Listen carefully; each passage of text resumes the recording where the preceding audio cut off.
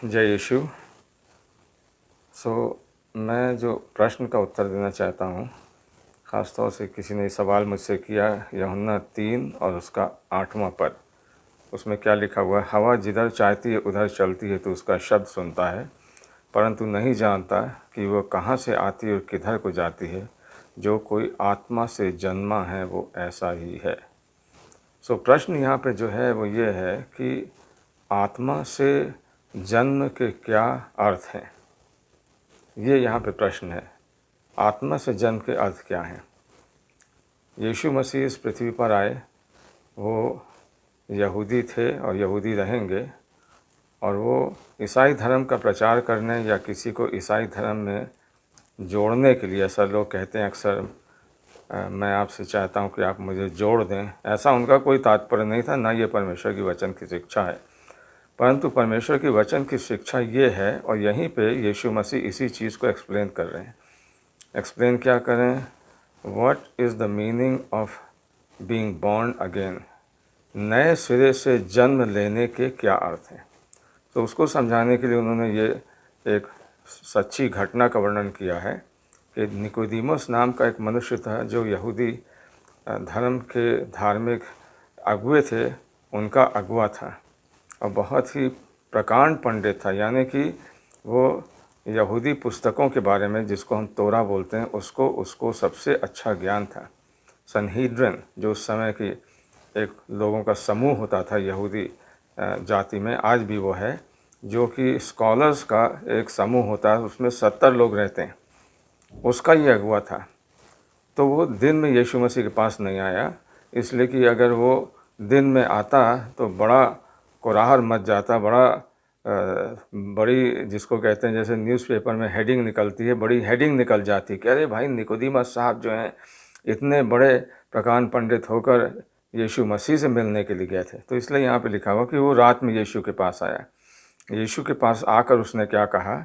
अब ये एक ध्यान देने वाली बात है कि जो रबाई लोगों का, यानी कि यहूदी पंडितों का गुरु है, वो यीशु मसीह को क्या कह रहा है? उसको रब्बी बुला रहा है, जबकि यीशु मसीह ने कोई रब्बी का संस्कार नहीं लिया था, और वो एक बहुत ही साधारण व्यक्ति थे। साधारण के मतलब जैसे मनुष्य होते हैं, परंतु ये अलग बात है कि वो परमेश्वर के पुत्र थे, और परमेश्वर ने उन्हें अपने आत्मा के द्वारा बपतिस्मे के समय अभिषेक किया था।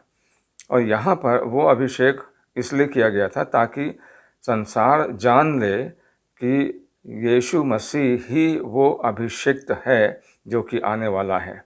और इस बात को निकोदीमस ने, जो उस वक्त का प्रकांड पंडित था, यहूदी था, वो ईसाई नहीं था, ना उसने ईसाई धर्म को कभी ग्रहण किया, वो यीशु को आके वो रिकग्नाइज़ करता है और उससे ये कहता है कि हे रब्बी, हम जानते हैं कि तू परमेश्वर की ओर से आया। बहुत बड़ी बात है ये। मतलब वो रिकग्नाइज़ कर रहा है कि यीशु मसीह जो है वो परमेश्वर की ओर से गुरु होकर आया है। मतलब उसका अंशन, उसकी अनॉइंटिंग जो है ऑफ बीइंग ए राबाई, कि वो एक रब्बी जो है वो परमेश्वर की ओर से, he is from God, he has been anointed from God. यानी कि जो कि तोरा में मसीह अनॉइंटेड पर्सन का वर्णन है कि वो कौन होगा, उसमें यही वर्णन है कि वो परमेश्वर की ओर से अभिषिक्त किया गया होगा, मनुष्य के संस्कारों के द्वारा नहीं। कि 4 अगुए मिल गए, जैसे कि यहूदी सैनहीड्रन होती थी, 70 अगुए मिल गए यहूदी धर्म के, और उन्होंने उस व्यक्ति के ऊपर हाथ रखा और कहा कि तुम अब अभिषिक्त हो। ऐसा नहीं था। यहाँ पे वो रिकग्नाइज़ कर रहा है क्योंकि वो आया है। क्यों आया है? अब ये बोल रहा है ऑब्जेक्टिविटी ऑफ फेथ क्या है? No one can show these science that you are showing unless God is with him. क्योंकि कोई इन चिन्हों को जो तू दिखाता है, यदि परमेश्वर उसके साथ ना हो तो नहीं दिखा सकता। बिल्कुल सही बात है। यीशु मसीह मुर्दों को ज़िंदा कर रहे हैं, लंगड़ों को पाँव उनके ठीक करने के वो चलने लगे। 38 साल का आदमी बिल्कुल मरे हुए के समान पड़ा रहता है। यीशु मसीह वहाँ पर आते हैं ओसरे में, सुलेमान के ओसरे में, और वहाँ पे जहाँ पे कि पानी का तालाब था, वहाँ पे आते हैं और उससे कहते हैं उठ के खड़ा हो जा, यही नहीं अपनी खाट उठा के चल, फिर अपना बिस्तरा खुद उठा ले। इतना बड़ा आश्चर्य काम यीशु मसीह ने किया। उसके बाद अंधा एक बेटा आया और यीशु मसीह ने उसको चंगा कर दिया। उन्होंने थोड़ी मिट्टी ली, उसमें उसको अपने थूक से गीला किया, उसकी आंखों पर लगाया और वो अंधा देखने लगा। 10 कोढ़ी आते हैं। कोढ़ एक बहुत ख़राब और दूषित बीमारी, लोग उनसे मिलना नहीं चाहते, उनसे दूर भागते हैं। यीशु मसीह उनको चंगा करके उनको भेज देते हैं। तो निकोदेमस साहब ने ये सारी चीज़ें देखी। देखने के बाद निकोदेमस साहब ने उसको रिकग्नाइज़ किया। उन्होंने कहा कि तू परमेश्वर की ओर से है। अब यीशु मसीह ने उससे क्या कहा, बजाय उसकी वाहवाही लेने के उससे कहे भाई, कहते यीशु मसीह भैया बहुत बहुत धन्यवाद, मेरे पैर छुओ, मैं तुम्हें आशीष दूंगा, और ये प्रणाम करवाते या जो कुछ भी करवाते, ये सब कुछ नहीं कहा यीशु मसीह ने। यीशु मसीह ने उसको एक महत्वपूर्ण बात बताई कि तुम्हारी एजुकेशन से तुम प्रभु परमेश्वर को नहीं जान सकते। यानी कि रबी हो के तुम प्रकांड पंडित हो, तुम जो तोरा है उसको उल्टा पढ़ सकते हो, बहुत ज्ञान है तुम्हें, सारा समझ है। अब यीशु मसीह ने उसको एक डायरेक्ट ट्रुथ बताया। वो ट्रुथ क्या था? Truly truly I say to you, unless a person be born again he cannot see the kingdom of God. Yeshu ने उससे कहा, मैं तुझसे सच सच कहता हूँ, यदि कोई नए सिरे से न्यू बर्थ ना जन्मे तो परमेश्वर के राज को देख नहीं सकता। आना तो दूर की बात है, देख ही नहीं सकता है, क्योंकि उसकी आत्मिक आंखें नहीं खुली हैं। और यीशु मसीह यही करने के लिए संसार में आए, और यही शिक्षा यीशु दरबार की भी है कि परमेश्वर जो है वो हमारी आंखों को खोलता है ताकि हम उसके कार्यों को देखकर आशीष पाएं और उसके आश्चर्य कर्मों को देखकर रिकग्नाइज करें कि ये सच्चा परमेश्वर है। सो यीशु मसीह ने निकोदेमस से बिल्कुल साफ कर दिया। अब निकोदेमस साहब जो थे वो साइंटिफिक आदमी थे, यहूदी पंडित तो थे ही, परंतु लॉजिकल आदमी थे, तार्किक आदमी थे। उन्होंने तुरंत एक लॉजिकल साइंटिफिक क्वेश्चन कर दिया। वो क्वेश्चन क्या था? उसने कहा, यदि ये निकोदेमस ने उससे कहा, मनुष्य बूढ़ा हो गया हो, अब क्यों कर जन्म ले सकता है? क्या वो अपनी माता के गर्भ में दोबारा प्रवेश करे और तब जन्म ले? ये उसको क्वेश्चन बिल्कुल लेजिटिमेट था, सही क्वेश्चन था कि a person who wants to be born again, does he needs to go back into the mother's womb and be born again? He is trying to be logical and scientific. What does Jesus say? अब इसको समझिए आप, क्योंकि बहुत समझने वाली बात है। और इसी कारण से एक बहुत बड़ा कार्य इतिहास में हुआ कि जब से यीशु मसीह आए हैं तब से लेकर आज तक हज़ारों करोड़ों लाखों लोग प्रभु यीशु मसीह के पास आए। उनका कन्वर्जन नहीं हुआ, उनका कुछ बदला नहीं, भाषा नहीं बदली, उनका रंग रूप, कलर, कास्ट, क्रीड कुछ नहीं बदला। क्रीड हाँ बदली होगी, परंतु क्या बदला? उन नए सिरे से वो उन्होंने जन्म लिया। यहाँ पे यीशु ने उत्तर दिया, मैं तुमसे सच सच कहता हूँ, जब तक कि कोई जल और आत्मा से ना जन्मे तो वो परमेश्वर के राज्य में प्रवेश नहीं कर सकता। अब उन्होंने उसको एक कदम और आगे बढ़ा दिया। पहले उन्होंने क्या कहा था कि वो परमेश्वर के राज को देख नहीं सकता। अब उन्होंने आगे बढ़ा दिया और क्या कहा? परमेश्वर के राज में प्रवेश नहीं कर सकता। जल यानी कि हम फिज़िकली जब हम जन्म लेते हैं, when we are born physically, we are in water in our mother's bag. हमारी माताओं के गर्भ में जो बैग है उसके अंदर जो पानी है हम उसमें रहते हैं। अब उससे हम बाहर निकलते हैं, जल से हम बाहर निकलते हैं, परंतु अब हमें जो ज़रूरत है वो क्या है? वो हमें आत्मा को नए बनाने की ज़रूरत है। Body is made new, but now our spirit which is been contaminated by sin, the first sin of Adam. And that also is a very scientific thing. It's a genetics that we talk about.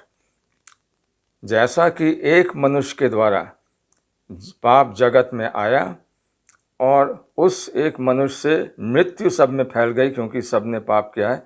Romeo की पुस्तक उसका 5वां अध्याय 12वां पद, Romans 5:12. Therefore, as by one man sin entered into the world, and through sin death, and death spread to all men because all have sinned. Therefore, we need to become a new person. ये यहाँ की बात कह रहा है। अब हमको नया बनना है, क्योंकि वो पुराना पाप में स्वभाव जो था वो हमको चला रहा है। अब यीशु मसीह क्या कह रहे हैं कि पवित्र आत्मा के जन्म के द्वारा हमारा आत्मा नए जन्मे हुए बालकों के समान नया हो जाता है।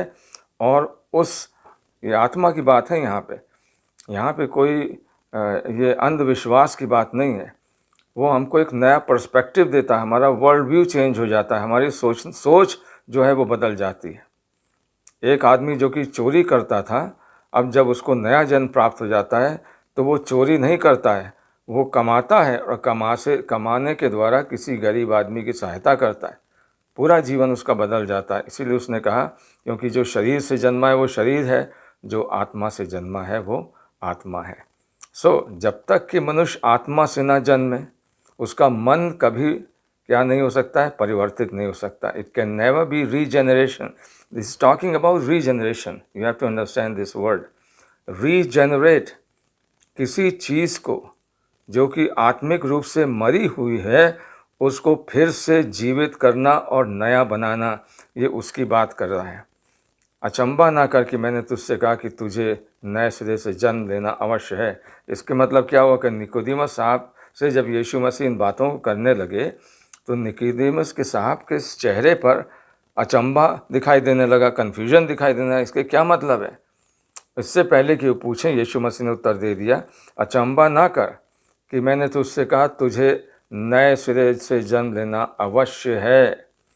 तू यहूदी पंडित है, तू स्कॉलर है, you are the top notch scholar of your time, but that is not sufficient to be able to enter into the kingdom of God. For that, the most important thing is that you must receive the new life which is through the Holy Spirit. तुझे नए सिरे से जन्म लेना अवश्य है। ये परमेश्वर का वचन सिखाता है। परमेश्वर का वचन संस्कृति बदलना नहीं सिखाता, परमेश्वर का वचन कपड़ा बदलना नहीं सिखाता, परमेश्वर का वचन देश बदलना नहीं सिखाता, परमेश्वर का वचन किसी धर्म के बारे में बात नहीं करता। परमेश्वर का वचन जो कि आज हम आपको बता रहे हैं, जो हम यीशु दरबार में बोलते हैं, वो ये है कि हम परमेश्वर को जानें ताकि हम परमेश्वर के द्वारा नए सिरे से जन्में और परमेश्वर का स्वभाव, जो उसका स्वभाव है जो आकाश और पृथ्वी का सृष्टि करता है, वो मेरे अंदर आए। 8वां पद। अब ये क्वेश्चन किसी ने किया था कि इसके मतलब क्या, मैं एक्सप्लेन करता हूँ। हालांकि अब अगर वो लोग सुन रहे हैं तो उनको समझ में आ गया होगा। अब वो क्या कर रहा है, हवा को मेटाफर के रूप में यूज़ कर रहा है। He is using wind as a metaphor, example, उदाहरण के रूप में। हवा जिधर चाहती है उधर चलती है। Who is controlling wind? You can control, I can control, I cannot order the wind. In fact, I can't even catch the wind. Sometimes in English there is a phrase which says, it's like catching a wind. In other words, something which sounds very unreal. हवा जिधर चाहती उधर चलती है। सो जब हवा चलती है तो हमें कैसे पता चलता हवा चलती है? हम उसको महसूस करते हैं। हमारी खाल पे ससराहट होगी, उसकी आवाज़ आएगी और हम जानते हैं कि हवा चल रही है। अब इसको कोई लेबॉरेटरी में जाकर प्रूव नहीं कर सकता, कोई एक्सपेरिमेंट नहीं कर सकता कि उसको टेस्ट ट्यूब में, बीकर में लेकर इसमें डाले, उसमें डाले, कुछ नहीं। हम जानते हैं हवा चल रही। I know it. How do I know? Because I hear it sound and because I can feel the wind on my body. That's why I know that this is what is happening. अब यीशु मसीह क्या कहते हैं? परंतु हवा जिधर चाहती उधर चलती, तो उसका शब्द सुनता है परंतु नहीं जानता कि वो कहाँ से आती और किधर जाती है। जो कोई आत्मा से जन्मा है वो ऐसा ही है। इन अदर वर्ड्स, कि जब हम प्रभु यीशु मसीह को जान लेते हैं और उसके द्वारा हमको नया जन्म प्राप्त होता है, पवित्र आत्मा हमारे अंदर आके वास करता है। और जब पवित्र आत्मा हमारे अंदर आकर वास करता है तो हम उस अनुभव को जानते हैं। हमारा जीवन बदल गया। पहले जैसे मैं सोचता था, अब मैं वैसे नहीं सोचता। There is a very interesting experience that you will go to. एक ऐसा अनुभव तुम्हें प्राप्त होगा कि परमेश्वर जान लेगा और तुम जान लोगे कि परमेश्वर ने तुम्हारे जीवन को बदल दिया है। There will be an inner peace, अंदर तुम्हारे एक बहुत परमेश्वर की शांति आएगी। हो सकता है बहुत से चिन्ह हो, अक्सर लोगों के चिन्ह होते हैं, कोई अन्य भाषा में बात करने लगता है, कोई एक एक्सपीरियंस होता है, अनुभूति होती, बहुत सी चीज़ें होती। पर यहाँ पे जो बात कर रहा है वो ये कह रहा है कि it is a personal relationship with God. तुम्हारा संबंध एक जीवित परमेश्वर से होता है। अब निकोदेमस साहब ने कहा, फिर सवाल किया 9वें पद में, निकोदेमस ने उसको उत्तर दिया, ये बातें क्यों कर हो सकती हैं, कैसे हो सकती हैं, how can you explain this. Yeshu ने कहा, तो इसराइलियों का गुरु होकर भी इनको नहीं समझता। मैं तुझसे सच सच कहता हूँ कि हम जो जानते हैं वो कहते हैं, जिसे हमने देखा उसकी गवाही देते हैं, परंतु तुम हमारी गवाही ग्रहण नहीं करते। What we have seen, what we have experience, what we have lived for, जो हम देख रहे हैं, जो हमने सुन लिया है, जिसको हमने चखा है, उसकी हम तुम्हें गवाही देते हैं। अब हमने बहुत बढ़िया चीज़ के खा लिया है, अब आप हमारे सामने आए, मैं उसकी गवाही दे रहा हूँ आपको, भैया ये ऐसा ऐसा टेस्ट है, कितना बढ़िया, कितना स्वादिष्ट है। क्योंकि आपने नहीं खाया तो आप उसको क्वेश्चन कर रहे हैं, तुम हमारी गवाही ग्रहण नहीं करते। 12वां पद बहुत ही इंटरेस्टिंग पद है। यीशु मसीह कहते हैं, मैंने तुमसे पृथ्वी की बातें कहीं, यानी कि हमने तुमसे बहुत साधारण बातें कहीं, वो तुम समझ नहीं पा रहे हो। मैंने पृथ्वी की बातें कहीं, तुम प्रतीति नहीं करते। तो यदि मैं तुम्हें स्वर्ग की बातें कहूँ तो तुम क्यों कर प्रतीति करोगे, क्योंकि और कोई स्वर्ग पर नहीं चढ़ा, केवल वही जो स्वर्ग से उतरा, अर्थात मनुष्य का पुत्र। जो, अब वहाँ देखिए क्या लिखा हुआ है, जो स्वर्ग में था, नहीं, लिखा है जो स्वर्ग में है। Very interesting thing, he says that no one has been to heaven, only the Son of Man who has come down from heaven, and he is in heaven right now. As Jesus was talking to Nicodemus, he is still in heaven. ये कितनी बड़ी चीज़ है। That shows the omnipresence of God. ये परमेश्वर का एक ऐसा गुण है जो केवल परमेश्वर का है। और यहाँ पे यीशु मसीह ये कह रहे हैं, अर्थात मनुष्य का पुत्र जो स्वर्ग में है। अब क्या बताते हैं यीशु मसीह, थोड़ा सा और आगे आप देखिए, क्योंकि जिस रीति से मूसा ने जंगल में सांप को ऊपर किया, चढ़ाया, उसी रीति से मनुष्य का पुत्र भी ऊंचे पर चढ़ाया जाएगा, यानी कि वो अपने क्रूसिफिक्शन की बात कर रहे हैं।